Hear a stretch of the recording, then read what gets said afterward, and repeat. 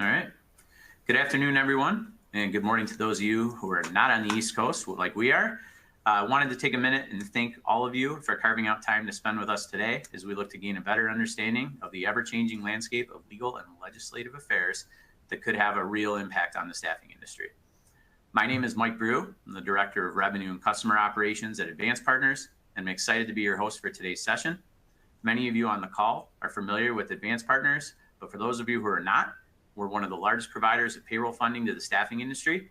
With roughly 600 clients specializing in every staffing vertical, we funded over $8 billion in payroll in 2024. Our goal is to not only help staffing agencies grow their business through providing much needed capital, but to also be a key partner when it comes to delivering important updates and content that will help keep everyone up to date on the latest trends impacting our world. Before I introduce our amazing and incredibly knowledgeable guest, I will be passing it over to Erica for some housekeeping items. Erica? Thanks, Mike. Appreciate it. Welcome, everybody, and thank you for joining us today. Quick housekeeping before we get started. This webinar is being recorded, and a link will be sent to everybody via a post-event email following the event. If you have a question for our speaker you would like to submit, please go ahead and use the Ask a Question widget located in your console at the bottom of your screen. A survey will launch at the conclusion of the event, and we hope you take a few minutes to complete it. We appreciate any feedback you guys have. It will help us fine-tune these events for the future.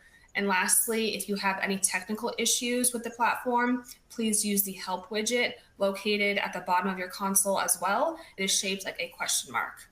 Back to you, Mike. Thank you, Erica. It is now my pleasure to introduce our guest for today's call. Toby Malara is the Vice President of Government Affairs for the American Staffing Association. In his role, Toby directs ASA's government relations, lobbying, and political activities, including the operations of the association's Political Action Committee, Staffing PAC. He also advises members on immigration and I-9, paid sick leave, sales tax, and per diem issues. Toby graduated from Georgetown University and earned his JD from Columbus School of Law at Catholic University. Toby, thank you so much for joining us today. The floor is all yours. Thanks, Mike, and thank you, Erica, and thank you, everybody, for joining today.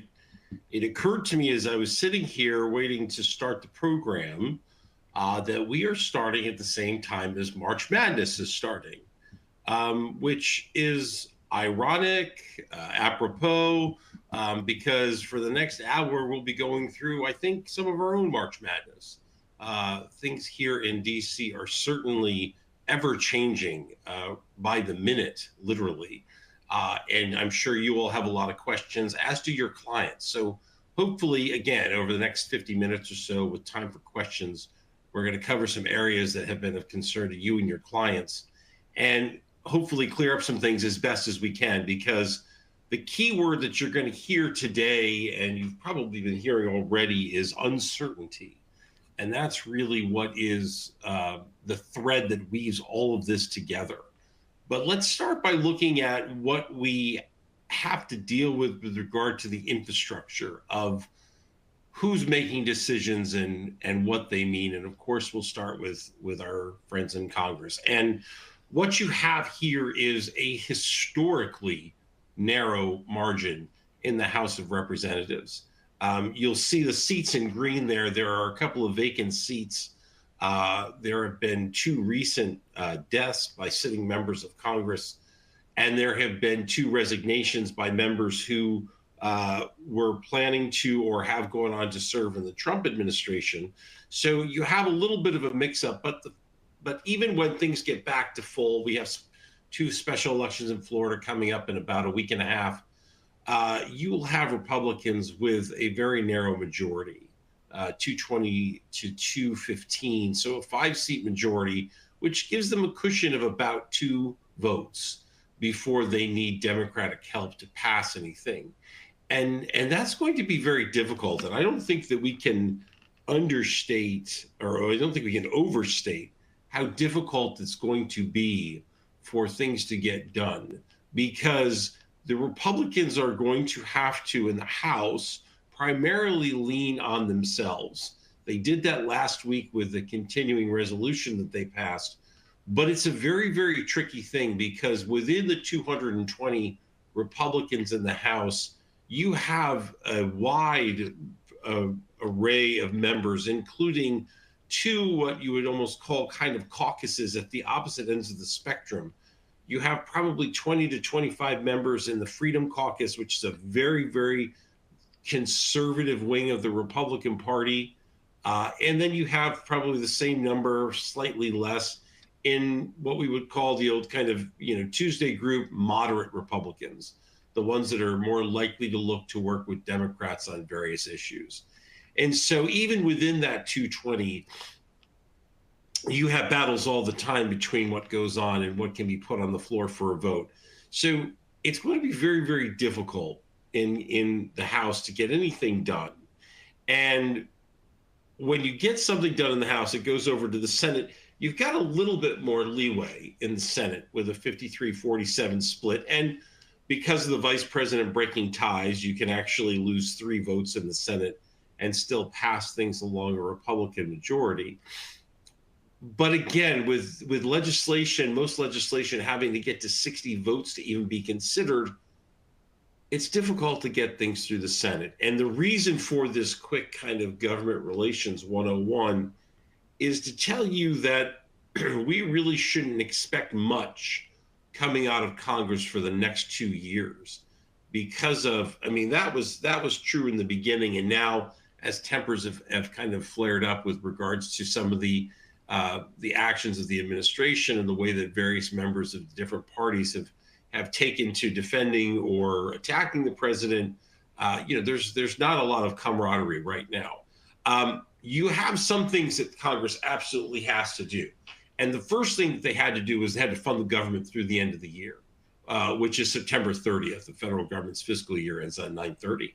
And they did that last week. But again, they did it because the House Republicans were able to stick together and vote on a bill and get it to the Senate, where they were able to get 60 votes for cloture because, quite frankly, the Democrats were concerned that if they voted for a shutdown, which many thought they would, they thought it was probably the strongest and maybe only arrow in their bag to push back against the president and some of his early actions.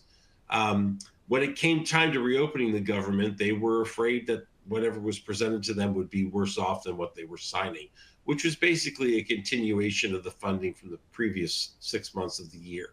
So we've done the funding of the federal government. The next big lift is probably going to end up being suspension of the debt ceiling, and that will happen sometime in the early summer. There could possibly be some other tricks that get pulled. Maybe that gets put into a budget reconciliation bill. But the suspension of the debt ceiling is going to be difficult because, again, historically, when we have raised the debt ceiling, there have been a number of very conservative, fiscally conservative Republicans that have not gone along with that. So it'll put, again, the president's kind of arm twisting ability to a test if it has to go as a straight up vote on that.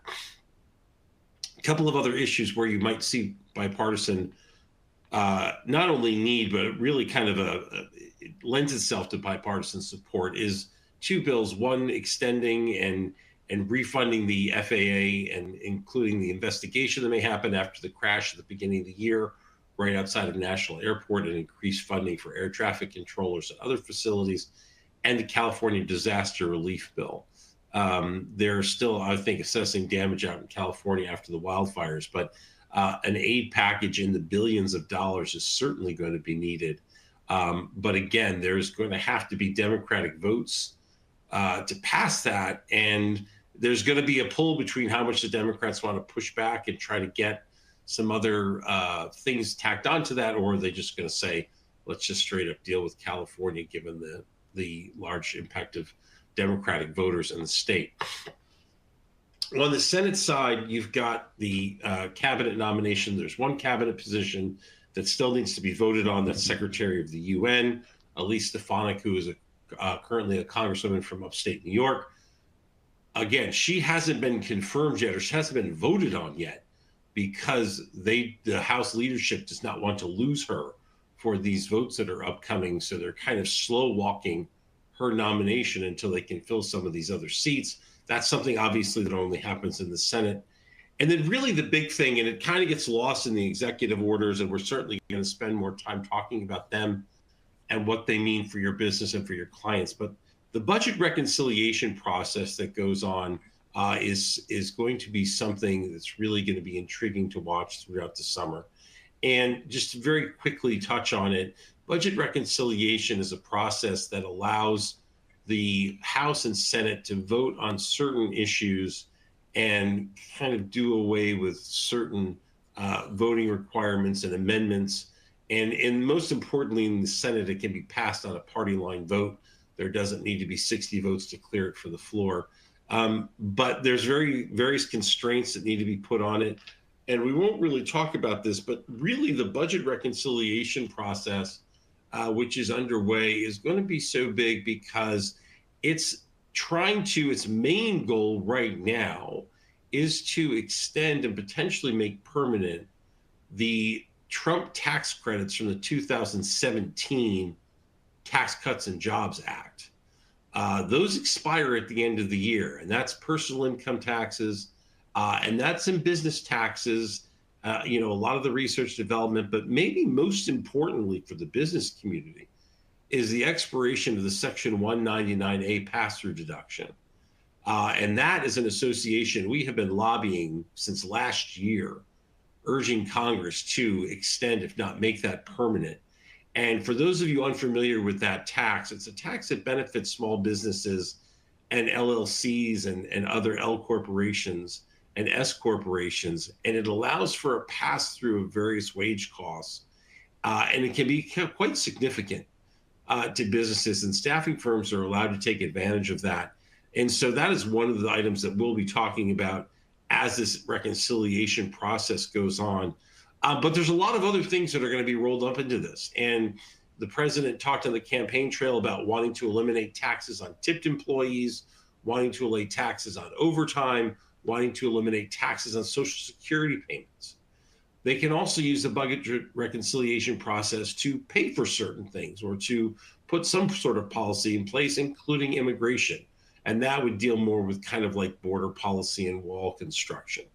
The challenges are going to be, and we won't get too much into this, you're going to need to pass it in the House, and it's going to be difficult because, again, you've got some very conservative folks that are going to be very concerned about what this does for the deficit. And that's why you've probably heard that the first part of this, which is passing the budget, the blueprint for this program, the Republicans in the House wanted somewhere between $2.5 and $3 trillion in cuts. Most people in the Republican House think that number's probably not attainable because one of the areas you'd really have to probably look at is Medicare and Medicaid. And there's two different thoughts there. One of them is, going after Medicaid and Medicare and looking for ways to eliminate fraud, ways to eliminate, abuse or some double dipping in some cases, and also talking about maybe putting some work requirements in place.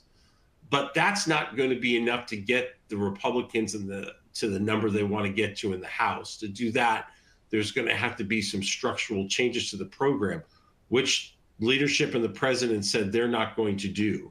So it's going to be interesting to see how they get there. Because right now it's a very, very muddled and hazy picture. The timeline is that both sides House and Senate have to come together and pass a budget resolution. They'd each pass their own version. They have to come together and pass one joint one. And then they actually then go in and put this bill together and put in all the things they want to be done and extended and things they're going to take away and how they're going to pay for it, make the math work. And so while the original goal was to get a bill on the president's desk by Memorial Day, that is looking less and less and less likely. And some people are even saying if they could get something done before the August recess, that would be fantastic. Now, again, they have till the end of the year. But it's really kind of sucking up all the oxygen and will continue to do so because it's such a major project and has such implications for not only individuals but also for businesses across the country.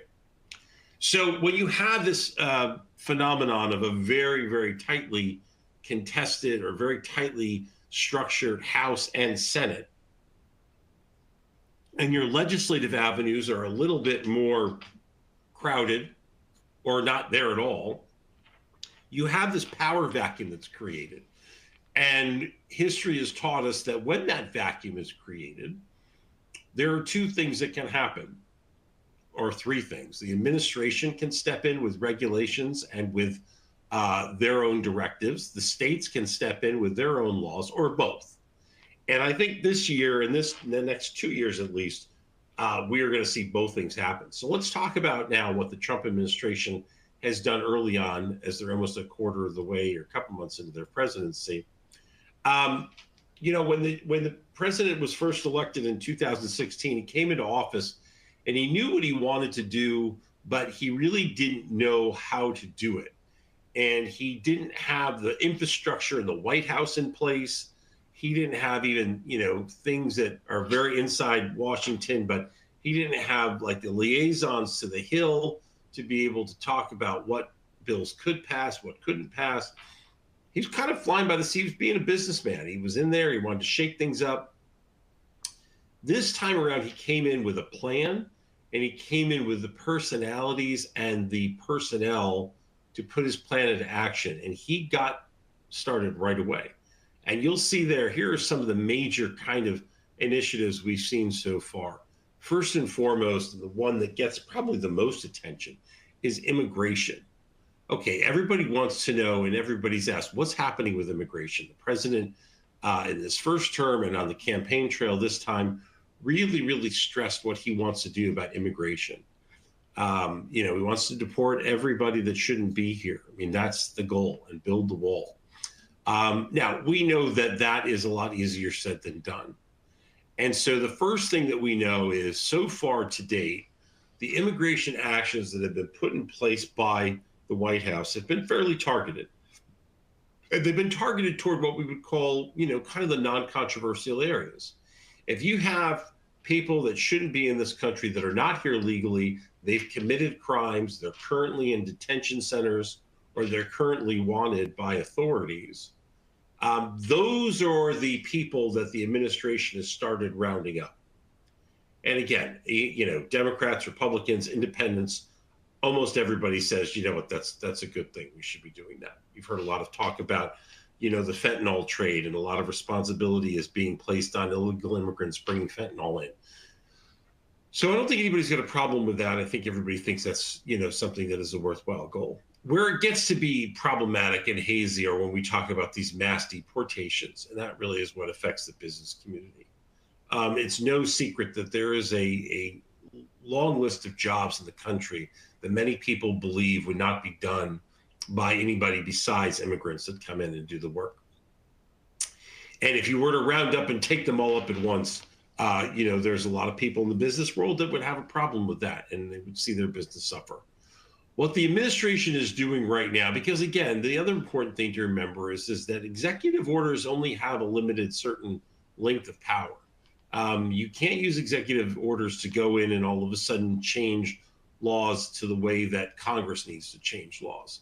So executive orders typically will carry weight over, you know, executive departments, federal contractors. So the executive orders that are being placed on immigration are kind of directing things that are already underway and directing administration officials to do certain things, but they can't necessarily create new policy. So what are we going to see from these executive orders? These executive orders are serving twofold. They're trying to do what they can do, right? They're saying, all right, we have the authority under the executive order to do A, B, C. And so we're going to do that. The other part of the executive order is almost like a threat to businesses or to whomever the target group is, to say, and we're also at some point going to be looking to do D, E, F, G, H, I, J. We may not have the authority to do that now, but we're looking at doing that. We're looking to see if we have the authority, or we're looking to see if we can get the authority to do that.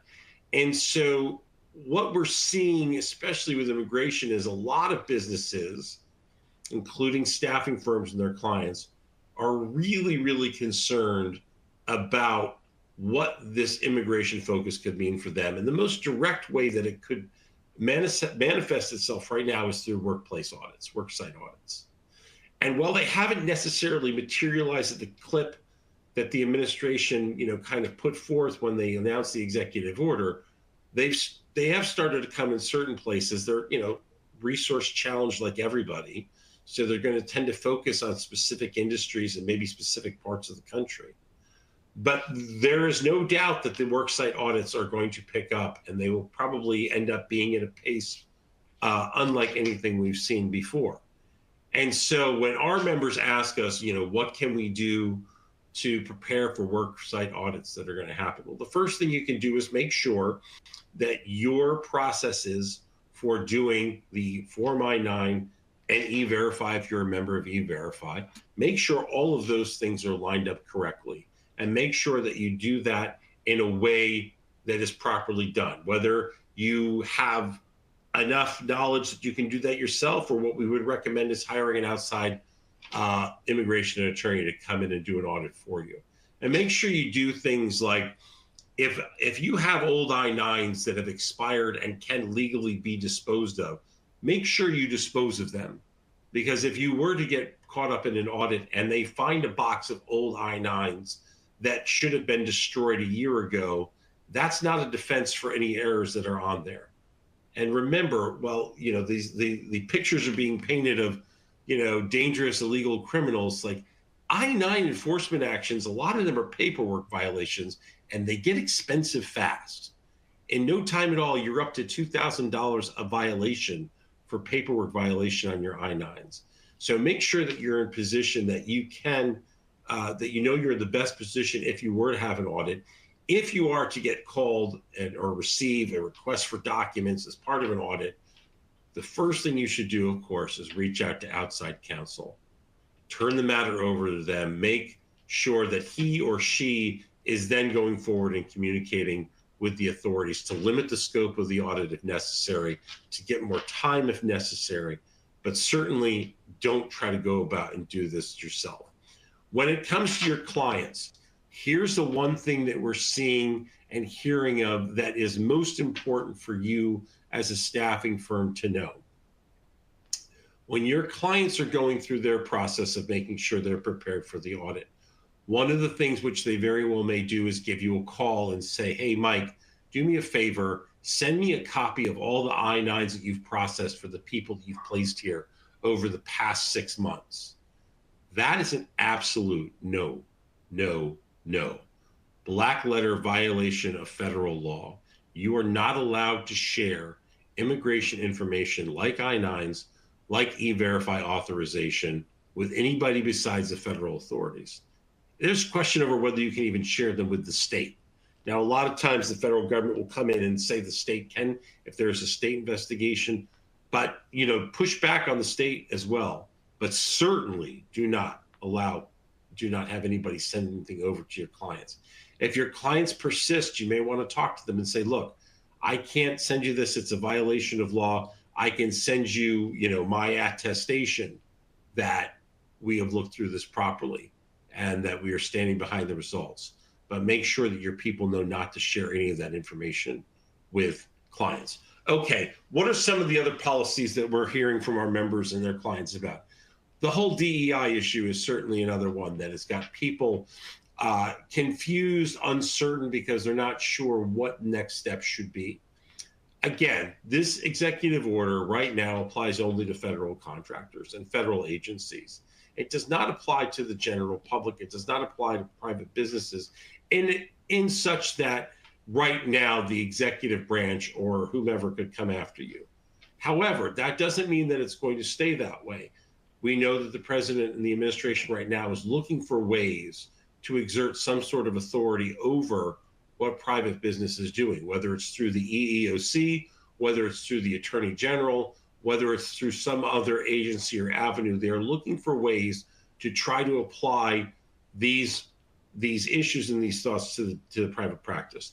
What they are not shy about doing at all is using this as kind of a PR campaign as well, and going after businesses, especially, colleges, universities, law firms, and looking for ways to put their message out there and saying, look, we think that right now you could possibly be violating the law because there's no more, there's no more of these issues in place.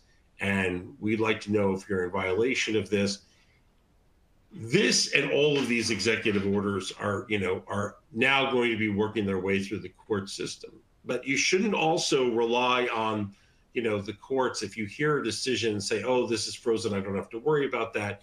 You shouldn't just fade away on it because the next court in a week, in a couple of days, could simply reverse it. And now all of a sudden we're back in that thing.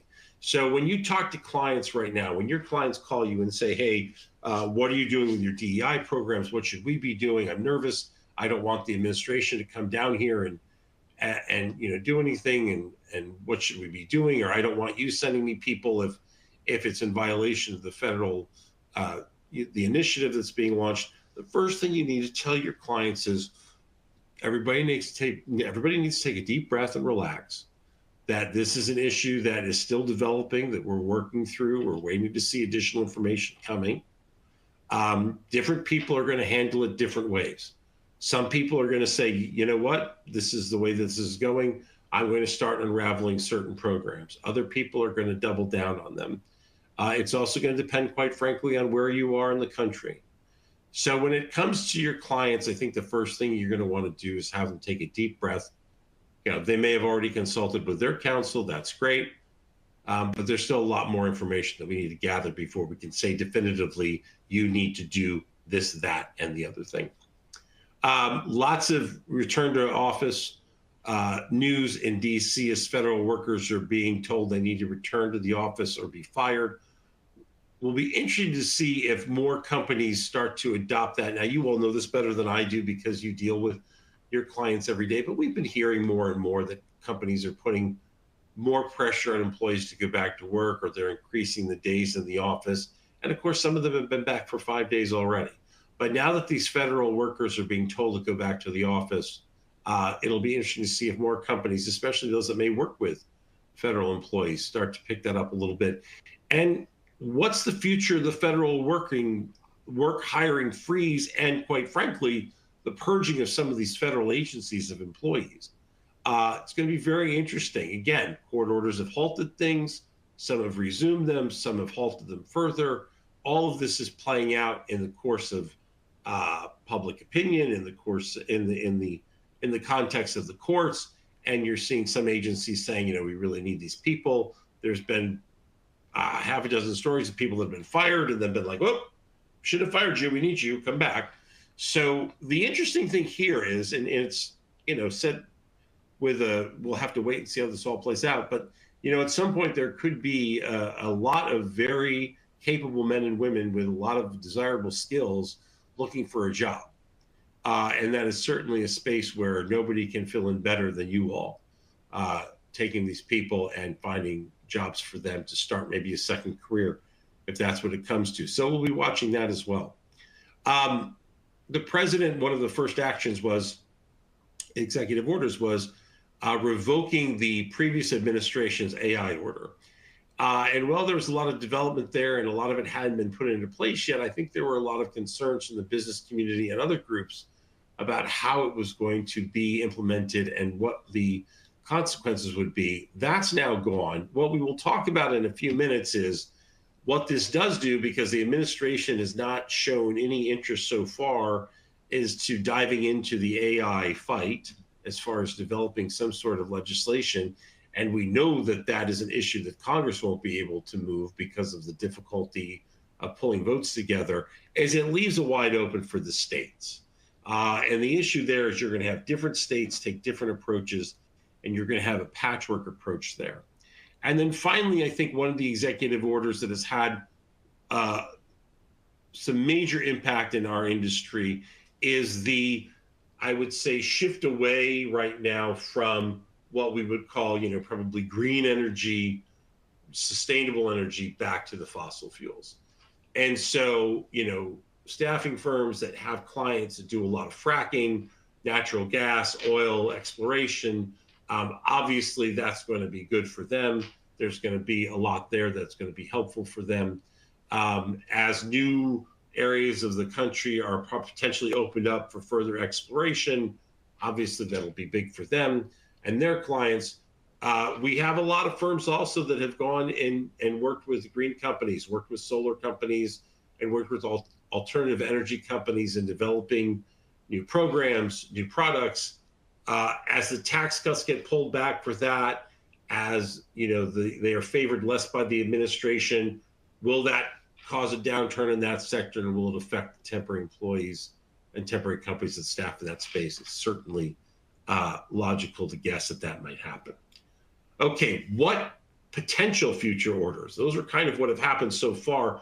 What do we think could happen in the coming weeks and months? Well, I think we could certainly see more immigration executive orders, right? You could see more executive orders coming, for instance, on construction of the wall, redirecting resources to go towards securing the border. And that could certainly be beneficial for staffing companies with regards to whether it's construction costs or construction projects, whether it's labor to do these projects, whether it's actual some sort of guardrail at the border if there's an additional increase in border agents. Who knows? But you could certainly see that coming through the administration. The concern, especially with regards to the labor force, would be if you start to see executive orders now looking to revoke or delay or impede in folks with temporary protected status, folks that are here legally on a temporary visa, whether it's because of some hardship they have or a country they're from, having that status either revoked, which I don't believe is that likely, but what could be more likely is not renewing the status as easily or not allowing renewals at all, and making those people go back to their country or then being here illegally. And the issue with that is this is the group of people where you tend to see they are going to be part of the labor force. They're here legally, they're paying taxes, they're at a protected status, they're folks that are part of the workforce and working. And so now if they are forced to return back home and essentially get back in line to get a visa to come back, or if they don't want to go home or fear for their lives and they decide to basically, take a step back and kind of disappear off the grid because they don't want to be deported, they're going to take themselves out of the labor force. And that's certainly going to be problematic for a lot of industries, and could be an opportunity for staffing if they can find the people to place them, but certainly would cause some upheaval to our economy. And I think, the biggest question right now, maybe even more so than immigration, is tariffs.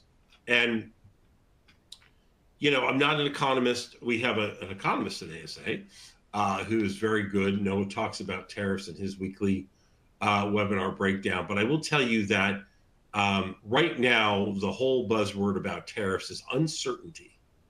Okay, we know that the president uses tariffs as a negotiating ploy. We have seen him institute tariffs and then revoke them, often within hours of each other, both those things happening. We know he's threatened tariffs. We know he sets deadlines for setting tariffs. And we do know he sets some tariffs. Now, I think right now, maybe some flippancy to this comment, but we've heard a lot of business folks and a lot of associations that represent businesses around the country say, look, if you're going to do tariffs, just do them. Put them in place, leave them there. Let me then be able to adjust and figure out what I have to do. But just give me some certainty. Either give me tariffs or don't give me tariffs. Now, again, I think that's probably folks just kind of being frustrated with how things are going.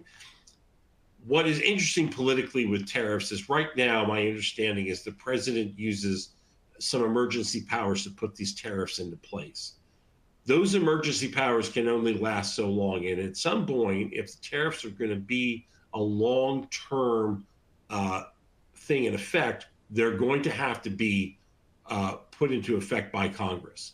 And the last thing that Congress wants to do, especially a Republican Congress, is vote on tariffs, because some of the real constituents of Republicans, especially when you think of automakers or when you think of agricultural folks, tariffs really hit them very hard. So tariffs are going to cause a lot of confusion. They could very well, I mean, we know they're going to drive up the cost of certain goods. How the country reacts, I don't think anyone knows. There could be a way where America responds and companies start building more things here and creating more products here. That could be an absolute opportunity for the staffing industry, and it could go the other way as well. But tariffs are marked with uncertainty, and I think they're going to be marked with uncertainty for a while.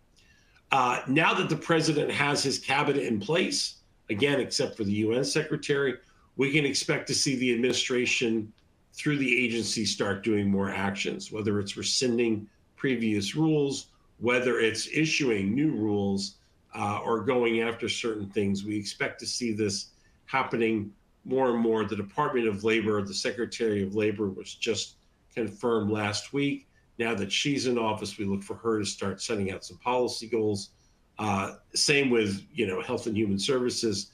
We're starting to see some directives come down from those agencies, and they will try to set some policy where they have the authority to.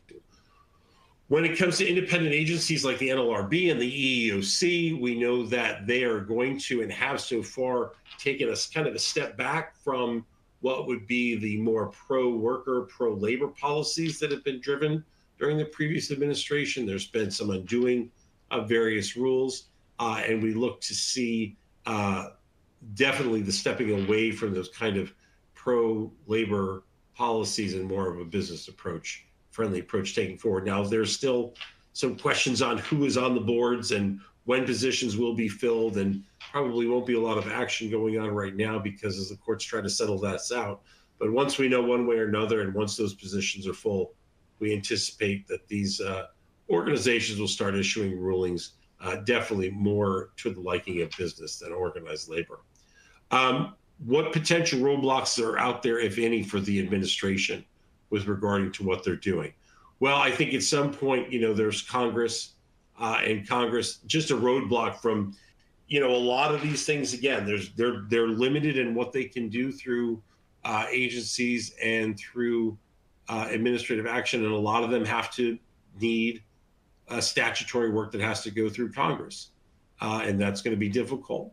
The courts are weighing in on all of these executive orders and could certainly play a role in what happens with regards to some of the directives the president's pushing. And then let's not forget that regardless of what some in his circle are saying, the president's is a lame duck president. And after the 2026 midterm elections, unless the Constitution is amended, we're going to see a new president come forth in 2028, which means after the midterm election is when people will start running for president. And maybe the influence of President Trump will start to wane a little bit at that point, or maybe not. Who knows? We'll have to see. But there are certainly some roadblocks that could be popping up for the administration. And, the other roadblock we could put down there is the states, which we'll talk to in a second. We have been very active on the advocacy front over these past 3 months. We met with President-elect Trump's DOL transition team, talked about the top issues of concern for our industry, including the rise in worker misclassification, artificial intelligence in the employment context, immigration reform, those areas that you see there. And we have already put out a request to meet with the new Secretary of Labor, and we're hopeful to get together with her as we've gotten together with previous Secretary of Labors under other administrations as well. But one of the other roadblocks we could talk about for the president is the states. And I know that sounds a little silly, but the states certainly do have a whole area of issues that they cover. And you're going to see a lot of pushback depending on where you are in certain issues. And so what do we expect to see from states in 2025? Well, I think you can see there's probably like 3 buckets. There's going to be issues the states take up that the federal government wants nothing to do with. They will continue to look at and pass and amend paid leave programs. And I say paid leave for this reason. Over the past 2 years, we have seen a movement away from paid sick leave to paid leave on the state level. And it's very interesting. It was originally, for years, it was being pushed as a vacation leave, which got everybody up in arms. And now it's just been restructured as a paid leave program. And it works the same way that a paid sick leave program works. You accrue an hour every 30 hours worked. There's a waiting period usually before you can use it. But now the main difference is once you have leave that you are entitled to use, you can use it for any reason. You don't have to necessarily be sick. And there's a lot of pushback. There's a lot of pros and cons to that from a lot of folks. Now, one of the things that some of the jurisdictions that have proposed this change are doing is they're saying, okay, we understand businesses. There's some things here that you're not crazy about. So maybe one of the things we can do is say that a business can write in their manual if there is a specific period of time during the year where pre-approval of the use of leave, except for legitimate sickness, is necessary. And so one of the areas that was considering this, that's talking about this, it would go along the lines of something like Amazon could put in their manual, any Amazon employee that has, paid leave under the program, they must get supervisors' permission to use the leave anytime from, November 1st to the end of the year to cover that area. That's something that I think the states are saying, okay, there's got to be some concession of business here. They have legitimate concerns about timing and use of leave with their business. Is there some way we can help them at all? But I think this is a trend that you're going to keep seeing over the next couple of years. Not only states advancing paid leave programs, but you could also see, and I think you will see, states that have paid sick leave programs in place go back and amend them to turn them into a paid leave plan. But we'll see how that turns out. Wage and pay transparency. We know that states are looking to get information to employees, and they want to see who's being paid what and why. And so they're trying to collect as much data as possible in California. We know they've been doing that. And some other states are trying to as well. Salary history, prohibitions on salary history continues to be an issue where you are not allowed to ask an applicant what they've made at previous jobs. However, you can ask an applicant, what are you thinking of making? What's your ideal salary range? Or if you're, let's say you're putting somebody in place for an accounting position, and you could say something like, this position at Malara Associates is going to pay anywhere from $30 to $40 an hour. Is that something that would be of interest for you? So you can get some sort of ideas of what would work without asking for what they previously made, because people believe there's a lot of discriminatory information built into previous salaries, especially for minorities and females. Artificial intelligence in the employment context. This is really the big issue for the industry that's going to kind of be driving us for the next couple of years. And that is when you use what are referred to as AEDTs, automated employment decision tools. When you use programs to help you sort through resumes so that you can find people that may potentially be fit for jobs, they're going to want to do a couple things, these bills. A, they want people to have advance notice of that and give them the chance to potentially opt out. So there's a couple things there. Advance notice, we've seen in New York and other jurisdictions that is can be satisfied by putting like a pop-up box on your website. So somebody that goes to register with you for the first time, it pops up, we use AEDTs, click here to agree, you click here to agree, you've got their consent. If they don't do that, then in some states, they don't necessarily have to be considered, or you're going to have to hand consider that. You're going to have to basically print these resumes out and look at them themselves. The other thing is the testing these programs for discrimination. A lot of these programs, as you all know, learn on themselves and they pick up certain trends. And there's some concerns that inadvertent discriminatory practices might be kind of adopted by the software. And so a lot of folks want this software to be audited every year. The question for us is who's doing the auditing? Is it the developer or is it the user? And if it's the user, Obviously, the user's not going to be able to do it themselves. They're going to have to pay for an audit. Very complicated issue that's being considered in various states that we'll keep you up to date on.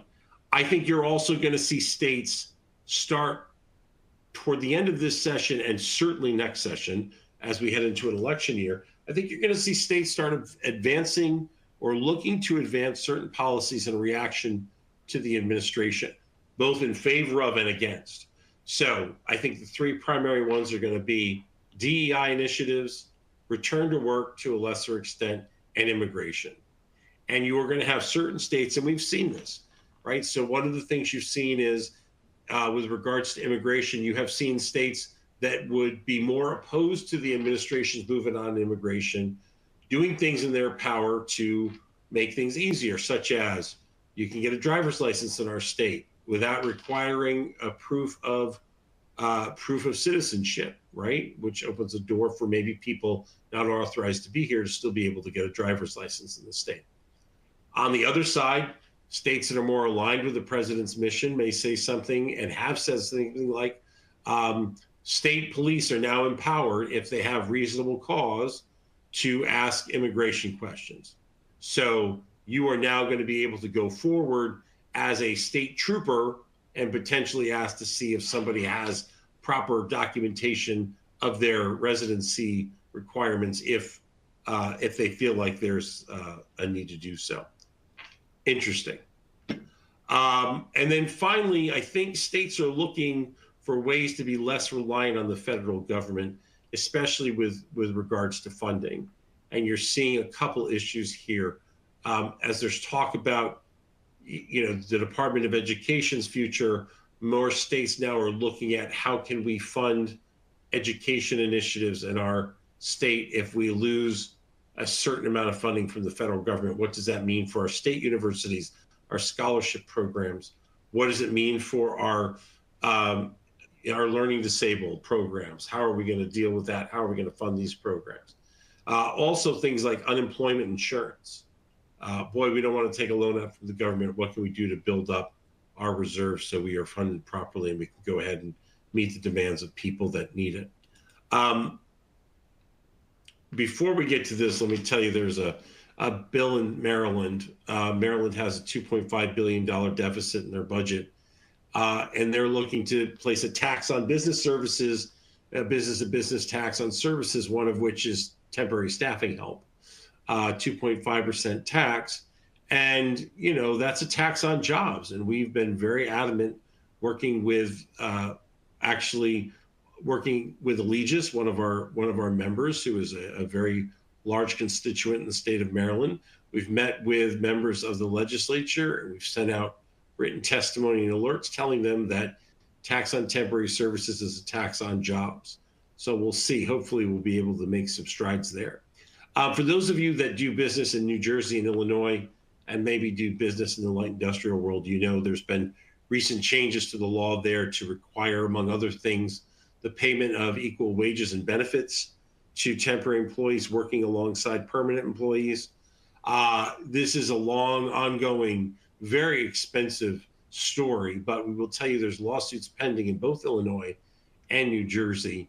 In Illinois, the original lawsuit to preempt to stop the equal payment of benefits provision from going into law was granted by the court, and that is currently being challenged by the state.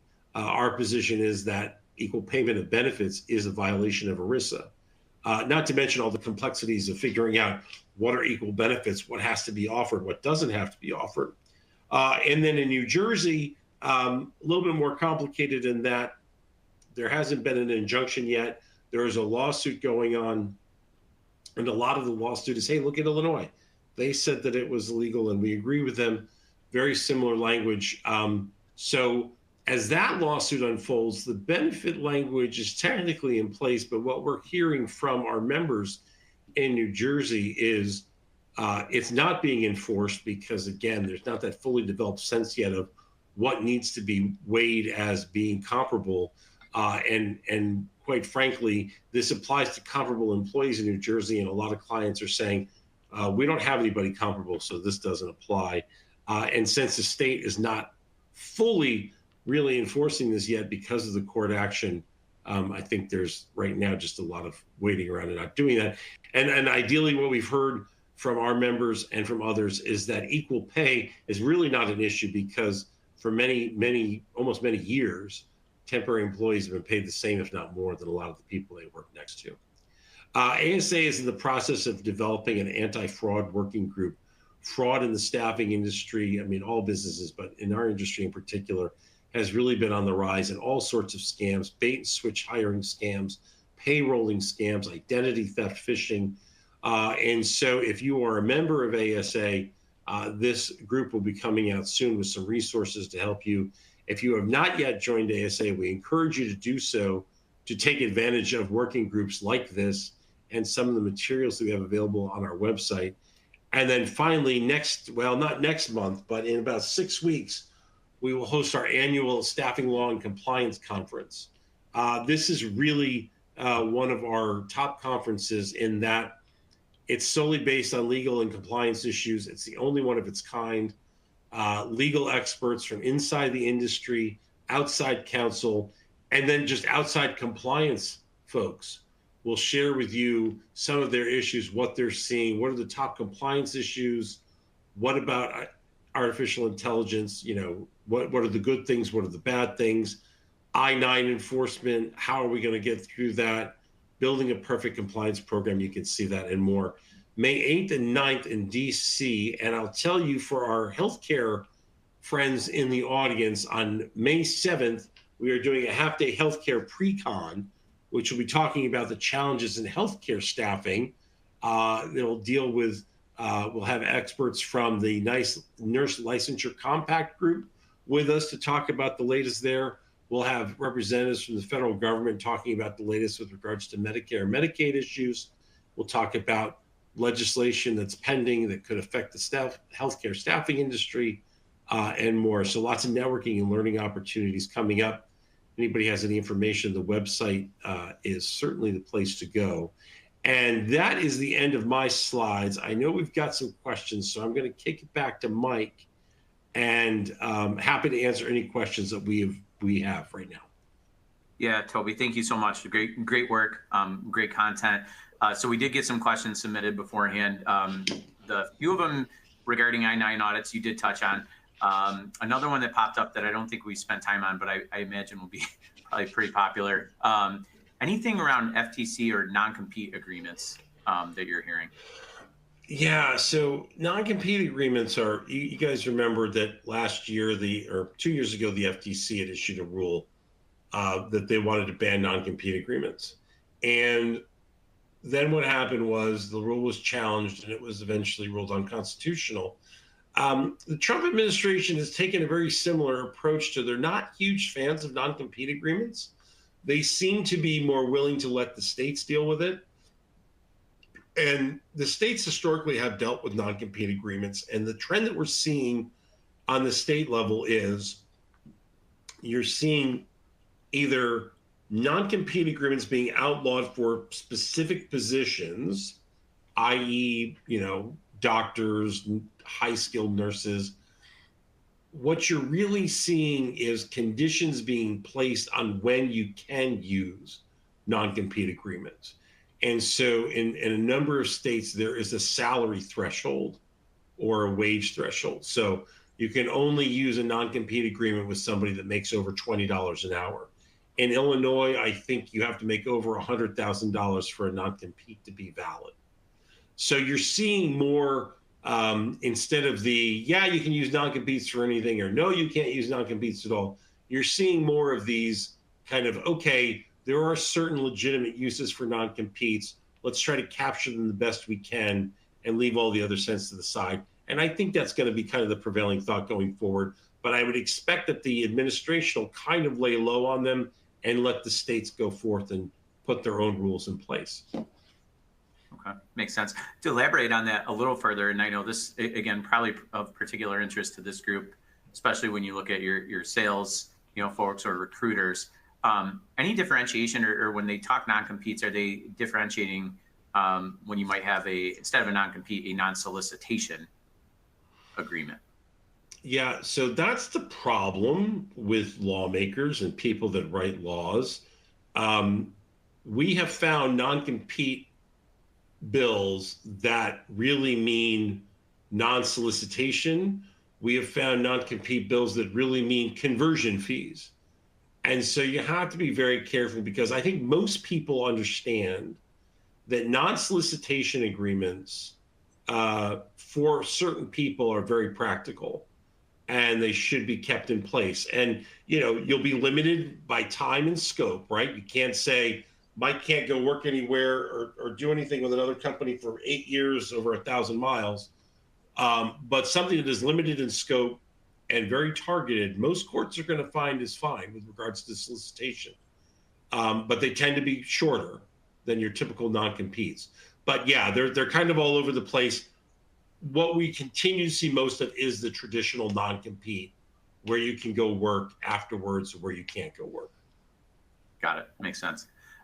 We did have a couple come in the chat. One, oddly enough, I think is probably best I can answer it. So the question was around, is there any information or insight in regards to the financial stability of the customers of the staffing firms? And Toby, certainly if you have anything to add, but so what we see on the advanced partner side, because obviously we're funding based on the invoices that you staffing firm owners obviously have out with your clients. I was just looking at this today. We have not seen a significant increase. In fact, we've seen about a half a day decrease in the average days to pay. And our portfolio is, again, 10,000 plus customers that our staffing clients are working with. So we have not seen anything in our data to indicate that we're seeing payments take longer to come in, which would obviously indicate potential financial struggles of the customers you're working with. Now, again, that's not to say it's not happening in certain pockets, but holistically across our entire portfolio, we have not seen any drastic change or shift one way or the other. So not to say it's not something that could occur. And then Toby, I know with respect to a lot of the content ASA puts out, there is information around just business trends in general, right? Bankruptcy filing and what we're seeing. But yeah, we are not seeing anything on the advanced partner side that would indicate a red flag. Yeah, and I know that just from Noah's forecasting that he did last week, I think things are trending upwards. I think they're trending upwards slower than we'd like. And I think Noah predicts that we'll actually be in a positive growth mode in Q4. But certainly nothing right now, knock on wood, that would indicate that things are going backwards or sliding down. It's just not recovering at the clip that it usually has. And there's a lot of crazy reasons for that. I did want to answer just David's question here, Mike. Yep. If your client has a worksite I-9 inspection of our client, meaning if your client gets a worksite inspection, can we expect to be involved? Yeah, I think you can.